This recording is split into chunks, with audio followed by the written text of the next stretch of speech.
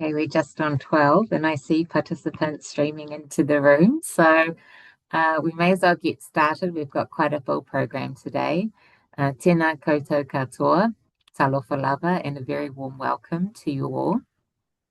My name is Pulotu Tupe, and I'm the Chief Philanthropic Officer of the Borrin Foundation. So I'm joined here today by my colleague, Ollie Malthus, and two of our fantastic alumni, Tuelolo Leilani Taula and Oliver Fredrickson, who you will hear from very soon. But before we start, I'll hand over to my colleague, Ollie, who will take us through some housekeeping.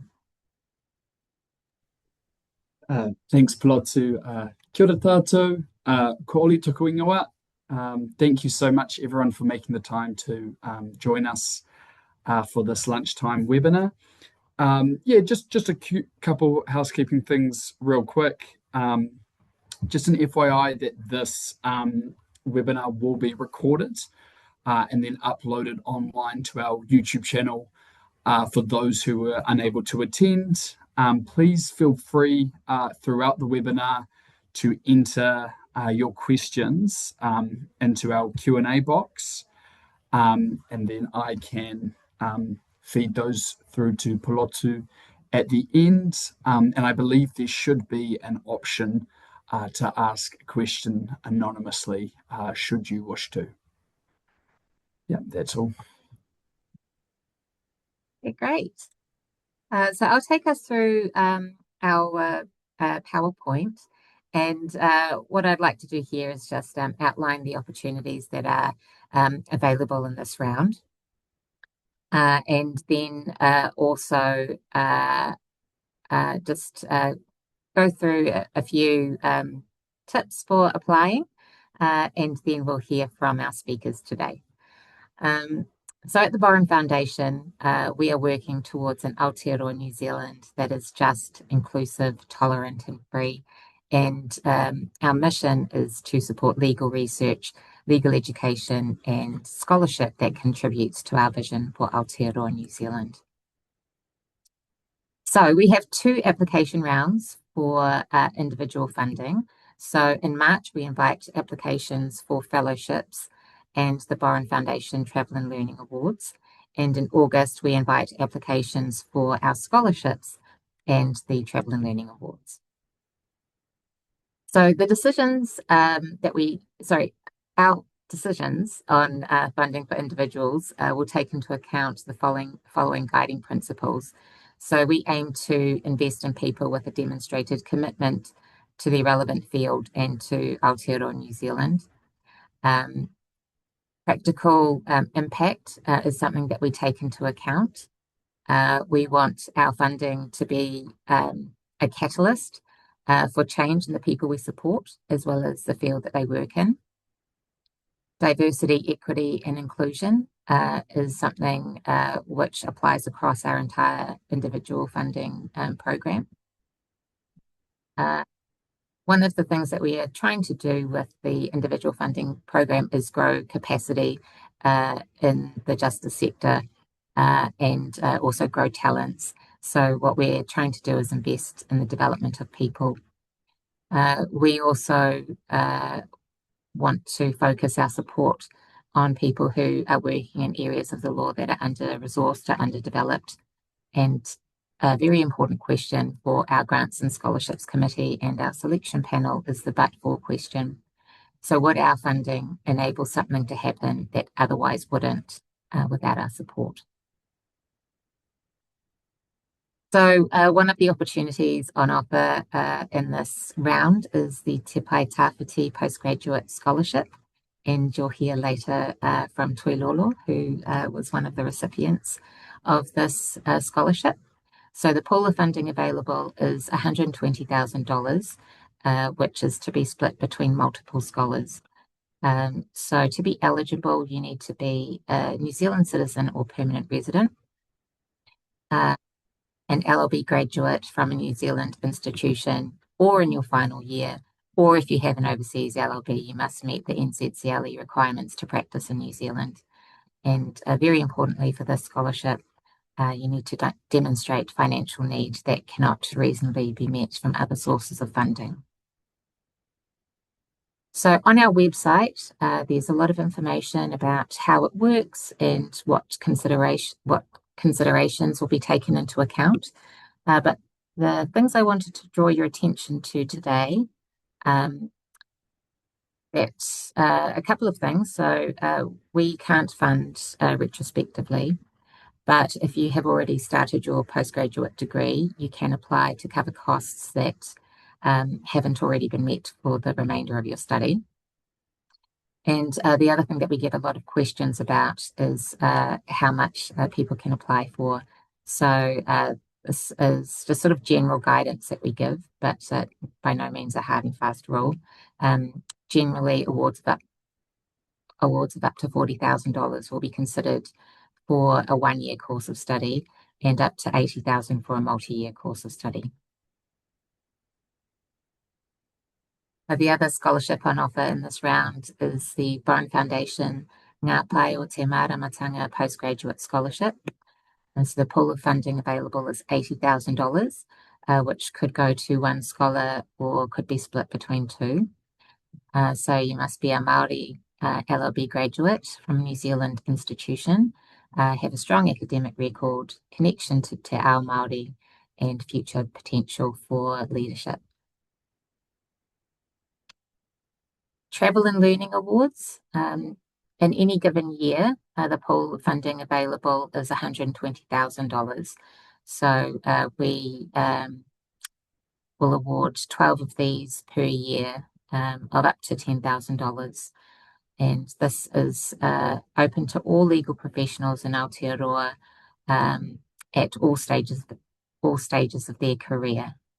And again, preference will be given to applicants working in under-resourced areas of the law or in our strategic areas of focus. So again, on the website, there is a lot of information there about how it works and also the exclusions. So they can't be used for an academic research grant. They can't be used to fund professional development that your employer should have the resources to fund itself. And it can't be used for study towards academic or professional qualifications.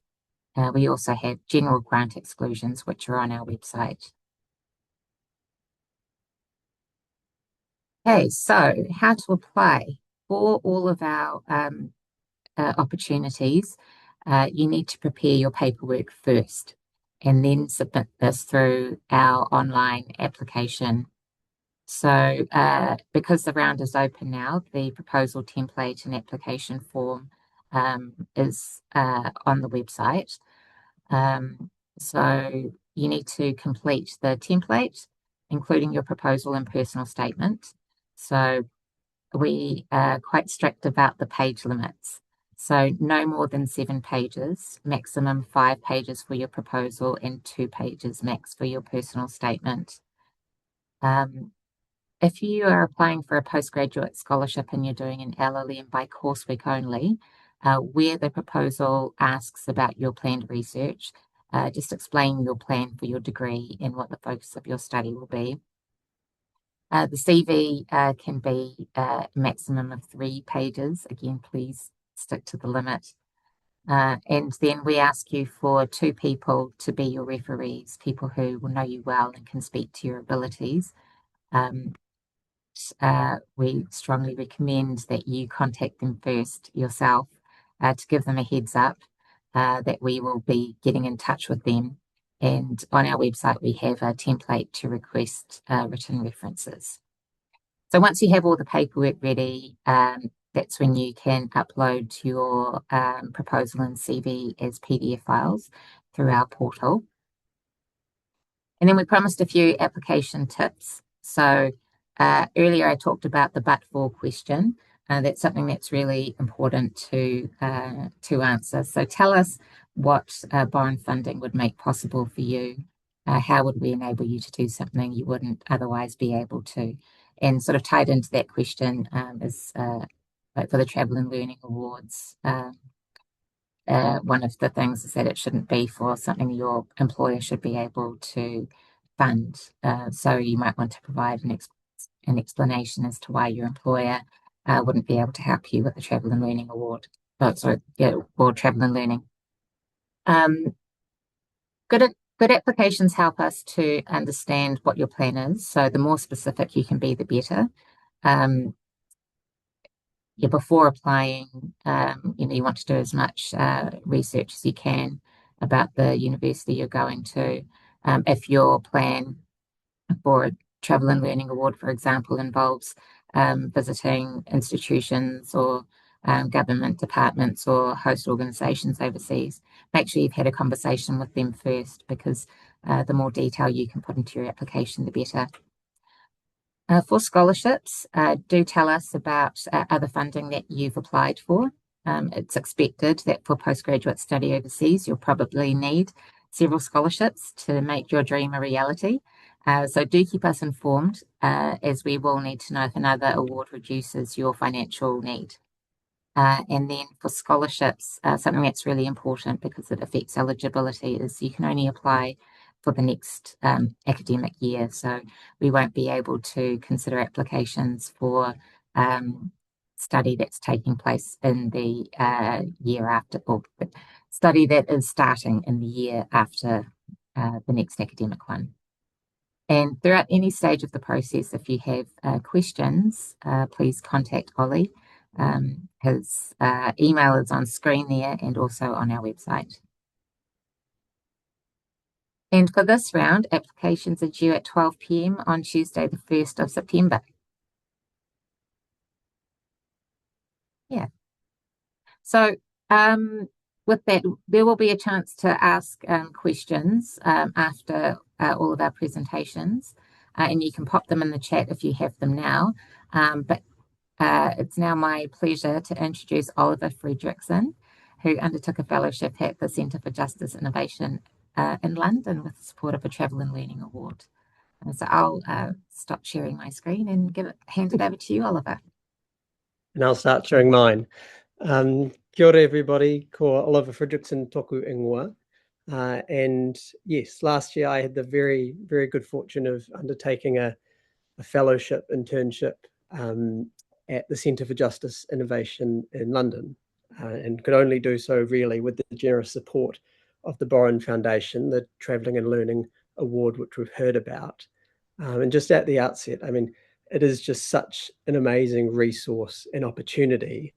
It effectively allows you to dream up your dream opportunity, your learning opportunity, to attend a conference, to do an internship, anything, anywhere in the world, really.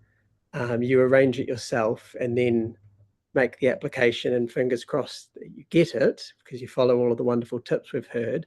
The Borrin Foundation then makes it a reality. So it really is a tremendous resource to perhaps do something that you otherwise wouldn't be able to do, or perhaps wouldn't think that you could do. And so I'll just speak a little bit about my experience and what I did as a result of it. Firstly, a little bit about my background. I studied at Victoria University with Tuilolo Leilani. So well done, Vic. I, straight after university, Judges Clerk for the Chief District Court Judge and Chief Judge Hemi Tomonu, which was another stroke of very good fortune. He had just been appointed at the time, and in being appointed, he had unveiled what he called the new vision for the District Court, called Te Ao Marama. It recognised that for a number of years, for a number of generations, people have been coming to the New Zealand District Court and leaving feeling as though they hadn't been seen, they hadn't been heard, they hadn't been understood. It felt a bit like a train station and all very impersonal. And so he looked in large part to the specialist problem-solving courts around New Zealand, such as the Drug and Alcohol Court, Youth Court, Homelessness Court, Family Violence Courts, which adopt a somewhat different approach to criminal justice. They adopt a much more humane and a lot more personalised approach to criminal justice. And I had the good fortune of touring around New Zealand as a young 20-something-year-old, first job out of university, and visiting a number of these problem-solving courts. And that was a really powerful experience for me, being able to see, well, how justice can be done differently, a lot more intentionally, a lot more humanely. And so after I finished judges clerking, I studied overseas for a year, again, focusing on largely criminal justice. And then I had a couple of years in London working for a commercial law firm because I needed to pay off the debt I had accrued to do my master's. I didn't have the good fortune of getting those number of scholarships that we've heard about. But then I found myself at somewhat of a loose end, being in London, wanting to do something a bit different, something a bit more meaningful, something a bit more in line with my history. And I can't recall exactly where, but I came across the Borrin Foundation and the Travelling and Learning Scholarship and thought that it was a really wonderful opportunity to, as I say, kind of devise something up in my head that really aligned with my experience and felt meaningful to me. And so I did some research myself and thought about what kind of organizations or opportunities might align with my experience and what I might like to do. And then I came across an organization called the Centre for Justice Innovation. They are based in London, and by another stroke of good fortune, I learnt that in the year previously, out of Victoria University in Wellington, New Zealand had just established their own Centre for Justice Innovation. And what those organisations are is they are independent, non-government organisations that attempt to provide evidence-based research on important criminal justice issues. So I understand that in the New Zealand organisation, they've just released a really powerful report on the impact of remand prisoners, people who are waiting for trial in prison, in custody, but not yet convicted of anything. So they undertake that really important research. And so I reached out to both the New Zealand and the UK organisations, and I effectively gave them a very compelling pitch, which was, hello, I'd like to come and effectively, from your perspective, do an unpaid internship because I'm hopeful I'll get funding elsewhere. And I'd be really grateful if you could house me for 2 or 3 months while I do that at your organisation. And I thought about what I might be able to contribute for them. And so I pitched that I would write for the UK organisation a report summarising all of New Zealand's problem-solving courts and the way in which they operate and how they're doing well and what they can improve and whatnot. And that was really well received because the UK is slightly behind us on that process, but very interested in following a similar path. And so in the 2 months that I was based in the Centre for Justice Innovation in London, I prepared this report, and they also took me around the UK and visited a number of their problem-solving courts as well. And so it was really important for me to have that two-way of sharing of learning and experiences. I brought a New Zealand experience and kind of taught them about what we do in New Zealand, which they appreciated. And then coming home, it was helpful as well, having seen how another jurisdiction does things and tackles very familiar problems. And so that was important for me to have that two-way sharing of information. In terms of the application process itself, as we've heard, I did a lot of the work before actually finalising the application, which was a bit strange, I accept, because I was talking to the organisation effectively saying, hello, can you please commit to having me? I'm not sure if I can actually commit myself because I don't know if I'll get this funding, but it was somewhat of a provisional arrangement. But I think when it came to the Borrin Foundation reviewing it, having had that arrangement crystallised and agreed, perhaps makes it a more compelling application because they know exactly what it is that you'll be doing. So I'd suggest going through that process and getting as much detail and organisation done as you can before you send it off to apply.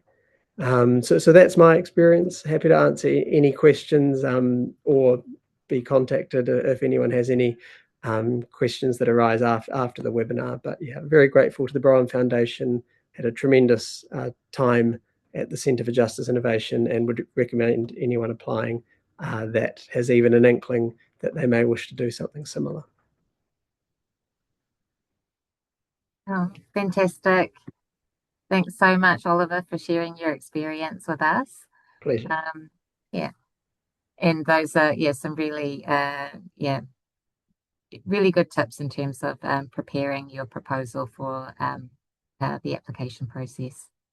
And I'd now like to invite Toilolo Leilani Taula, who is a Te Pai Tawhiti scholarship recipient and who has just returned from Yale and is now teaching at the University of Canterbury. So yes, can I please invite you, Toilolo? Thank you so much. It's such a pleasure to be here. I'll just share my screen with you if that's all right. Are you able to see my screen? Perfect. Well, thank you so much for having me, team. As Pulotu said, my name is Toilolo Leilani Taula. I'm from Samoa in New Zealand, and I'm going to talk to you a little bit about my journey and my experience studying overseas that would not have been possible without the generous support of the Borrin Foundation. So a little bit of background about me. I have three younger brothers, Elijah, Isaac, and Lucas. Our parents, Nikki and Longo, are from New Zealand and Samoa, respectively. We grew up in Nelson, Tauranga, and Samoa, spend a lot of time playing music together. And our parents really instilled in us this idea growing up, the importance of serving our various communities, whether that be in Pacific spaces or at school or anywhere that we could really lend a helping hand. And this was part of what piqued my interest in law.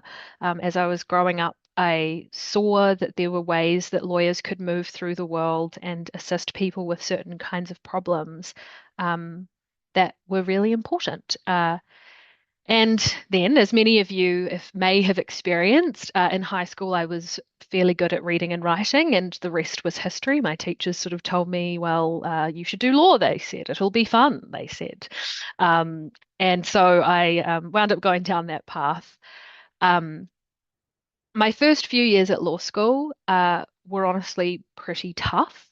For the first time in a long time, I was actually really struggling with learning and school, and I didn't see many Pacific role models in the legal field, whether it be in firms, academia, or the judiciary. And while I studied at Victoria University of Wellington with my friend Oliver Fredrickson, I'd heard that the situation across the board in New Zealand was relatively similar. And also, as I was learning about the law, I started seeing how the values of the actors within our legal system contribute to how it developed. And I thought some of these developments were really inspiring. So when I first learned about, for example, the tort of negligence, the development of that tort, I saw that as a story of a system adjusting to ensure that the consequences of progress didn't fall squarely on the shoulders of people who couldn't and shouldn't be forced to bear them. That was sort of the very optimistic take that I took through law school, and that aligned with the values with which I was raised. But at the same time, I could see that there were people whose ideas weren't necessarily getting thrown into the mix as often as they should.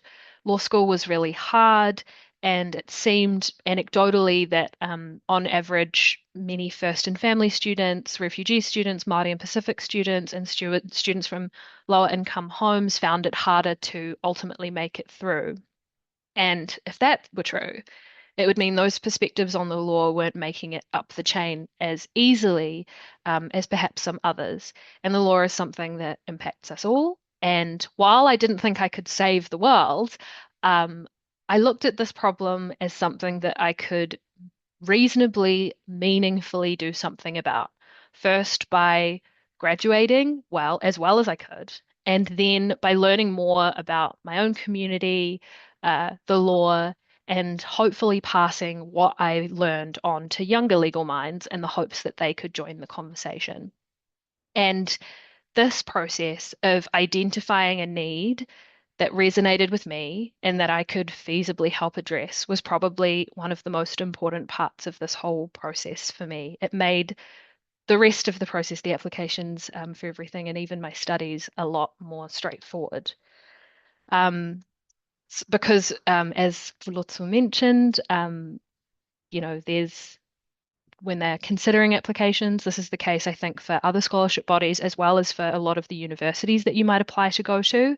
They are getting a lot of applications from strong students.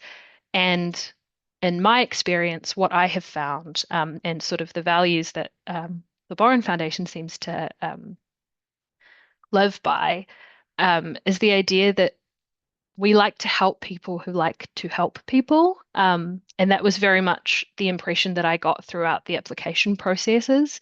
Particularly when it's clear that the desire is genuine and that you've done some mahi ahead of time to actually put yourself in a position to try and address whatever problem it is that you've identified. And I was able to say hand to heart that I wanted to learn about my customary legal systems back in Samoa and see what we could learn from them, see what ideas could be integrated across systems. And I wanted to be able to help support future legal minds and legal scholars through their studies and get some of those less canvassed ideas circulating around more.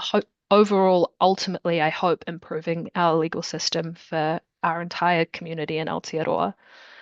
So after I went through the application process, I was granted the scholarship by the Borrin Foundation, which meant that I could afford to live overseas. Very important. I was accepted into the LLM program at Yale, and I had an amazing time. The LLM program at Yale is quite small, which was part of the reason I wanted to go there.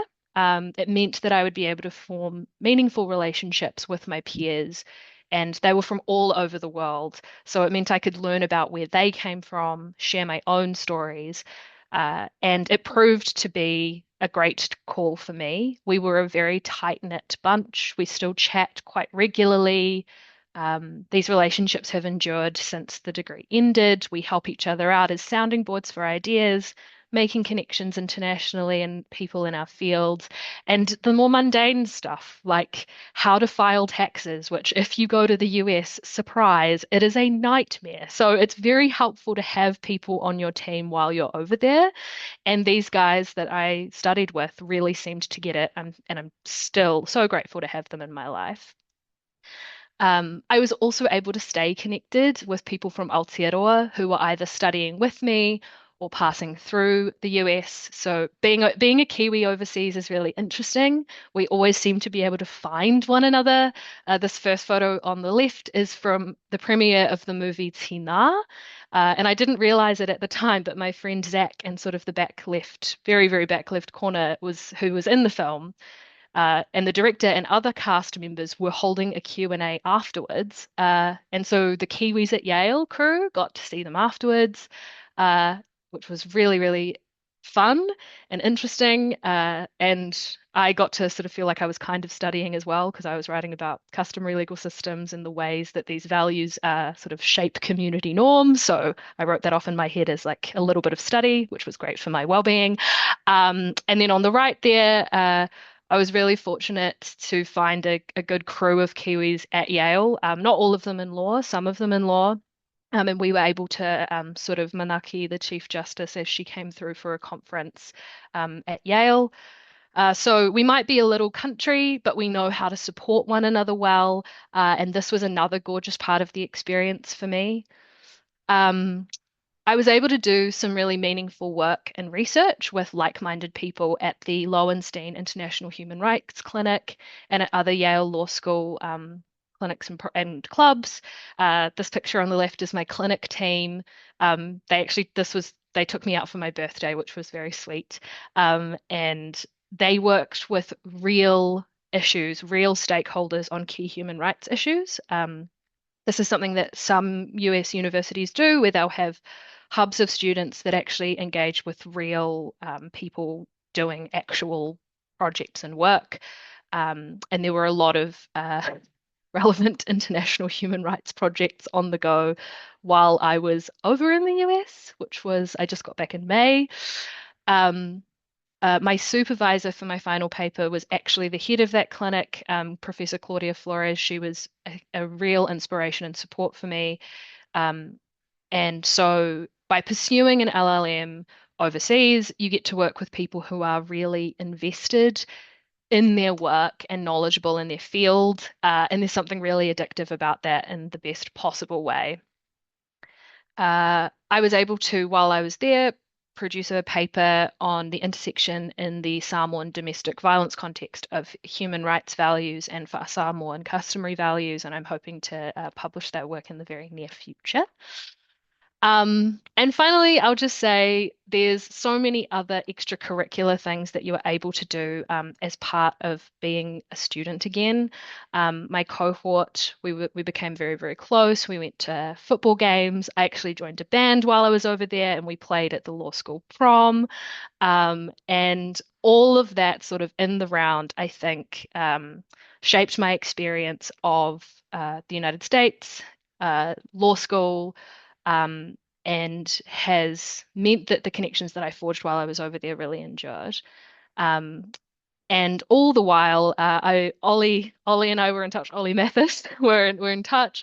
He made sure that I felt supported and that I had everything I needed, and we were able to check in and see potentially how the Borrin Foundation might be able to support me in my work. And that was a real. It made me feel comfortable, sort of going out to seize the opportunity, every part of the opportunity that I had. So for that, I'm immensely grateful. Similarly to Oliver Fredrickson, if you have any questions, I'd be happy to answer them either now or you can get in touch later. But this is my little story, and I'm forever grateful for this experience. So thanks, team.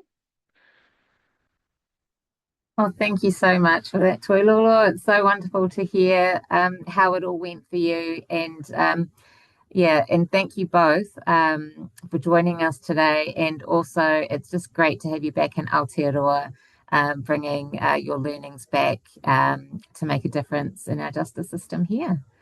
I think I'm going to hand over to Ollie now. You're going to lead us through some questions. Yes.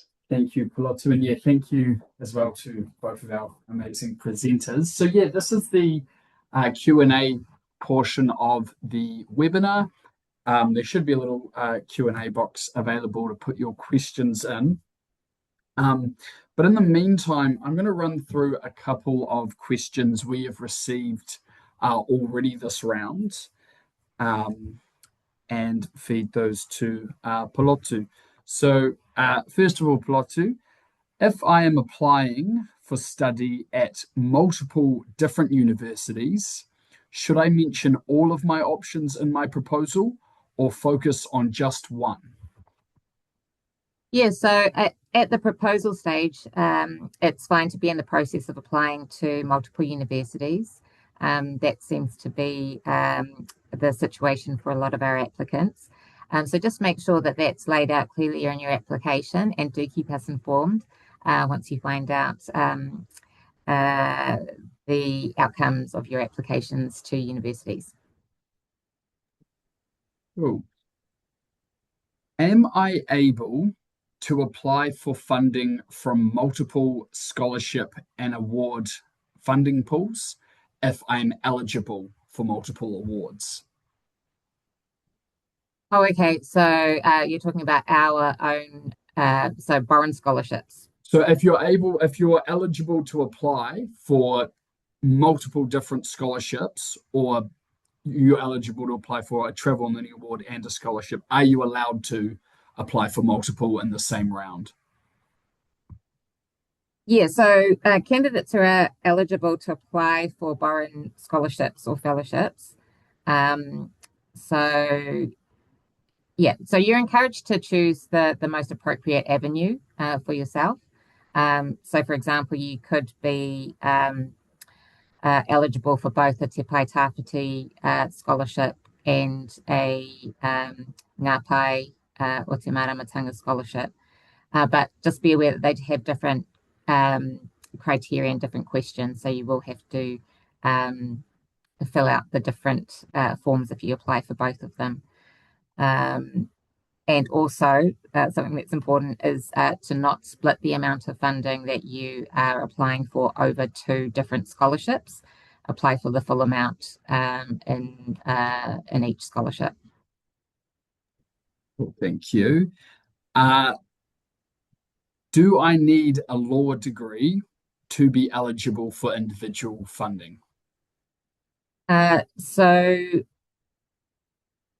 yes, for the for most of them, yes. But for travel and learning awards would be the only exception.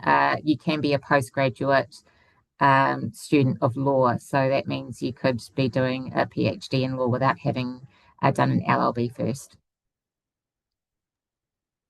Cool. And how much funding can I apply for out of a scholarship pool? Yeah, so this is a question that we often get. So in general, we say that your application should match your need. And we do ask you to just sort of outline everything in your budget. But as a general guide, and as I mentioned before, not a hard and fast rule, we would say about $40,000 for a 1-year course and $80,000 for a multi-year course of study. Yes, and if anyone had any follow-up questions to any of these answers, feel free to flick myself an email. I believe that's all our questions for now. Sorry, I just did want to say about, so for the Travel and Learning Awards, typically they are for periods of travel for 2 to 8 weeks, except in the instance of what Oliver did, which was a lot. We can contribute to a longer period overseas for opportunities like unpaid internships. Thanks, Pilotu. I believe that is all of our questions answered today. If anyone in attendance... Oh, yeah. I actually don't want to let our guest speakers go just yet. Maybe if we could ask both what, just like based on your experience and for those participants who are in here, like thinking, do I apply? Do I not? What would you, what words of encouragement can you offer them?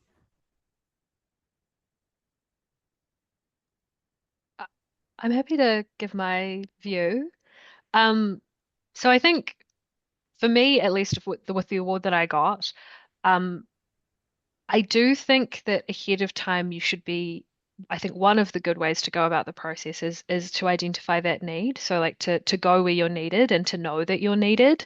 And so for a lot of in the law, there are a lot of actually like as much as we might look at it and go, oh my gosh, I wish this worked a different way. That's an opportunity for you to be like, well, maybe I could be part of the solution to that. And so if you have a feeling where you're like, I actually have something of value to contribute to my community, absolutely throw your hat in the ring. And don't let yourself be discouraged by, the usual sort of feelings of imposter syndrome and whatnot. Those things don't go away. I'm an academic now and I'm sort of looking around, waiting. But like if you believe that there is something that you can add to, contribute to the world, then you should pursue that as best you can, including by applying for these kinds of scholarships. I completely agree, and I think the Travelling and Learning Scholarship is one, Travelling and Learning Award is one that does allow you to do exactly what it is that you want to do and what is best suited for you, because you can customize it almost entirely. So I would highly recommend, at the very least, sitting down, doing a bit of research on a Sunday afternoon, kind of letting your dreams and aspirations go and see what it is that you might like to do. As I said at the start, I mean, what a wonderful opportunity. You get to decide and design what it is that you want to do.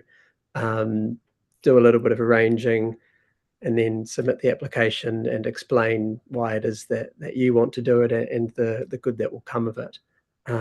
So yeah, highly recommend taking that opportunity because it's there for you. And if you're here on this webinar, you're no doubt the type of people that the Borrin Foundation wants to come and participate and to give these awards to and to support.